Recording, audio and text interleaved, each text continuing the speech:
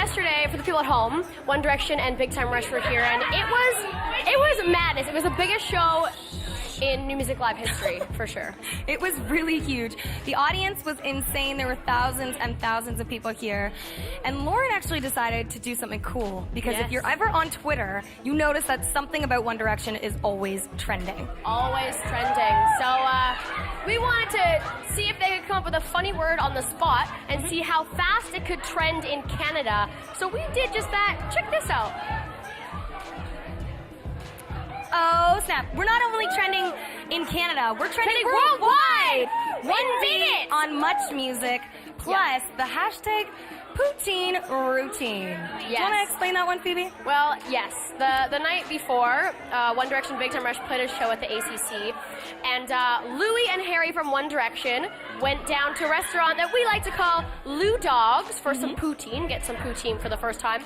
The guys tweeted out when they were there, check this out, giving props to Lou Dogs, talk about if anyone wants to eat in Toronto, go to Lou Dogs. Very good brownie, and obviously the poutine was awesome. And since then, this restaurant has been getting so much attention. Oh, and we've actually got Daryl here, the owner. Daryl, what's up? Daryl! Too much? Not too much? You've had a busy week. Bud. Oh, it's been crazy. I mean, it's crazy. The story here is the power of social media. It's literally beyond anything that we could have imagined, for sure. But even more than that, like, I teach marketing at Ryerson, and I also do social media consulting. So all day long, I'm talking about the power of social media for business and engaging with customers and engaging with guests and whatnot. But the story here is boy bands have always been bigger than life and have had the power ever since, the Beatles or whatever, right? But now they have social media. They can go, like, we trended globally in Australia, New Zealand, Buenos Aires, within minutes of them eating at the restaurant. This is unbelievable. And the amount of the directioners, I guess they call themselves, the power that they have to retweet and really capture a global audience instantly is pretty special.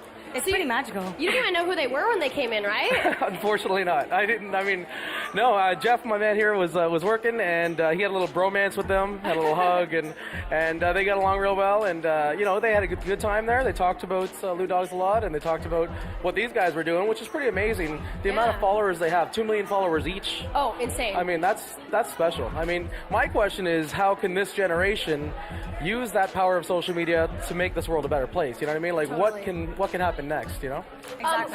Fans at home need to know what the boys ate while they were there. Well, they had the chopped chicken wrap, which is, I have a sample over here. They have our poutine, or our lutein, which is our pulled pork poutine, which I think we have a sample over here. And they talked about And the brownies. the infamous brownies. The guys give it props, so everyone here in the audience is getting brownies and poutine from Lou Dogs. We got some samples for the audience, for sure. Thank you so much. The brownies. This sounds amazing. All right, thank you so brownies are pretty much. special. Thanks, buddy. We're going to get to a premiere of Morgan Page featuring our Canadian girls, Tegan and Sarah. Thank you. Thanks, Daryl.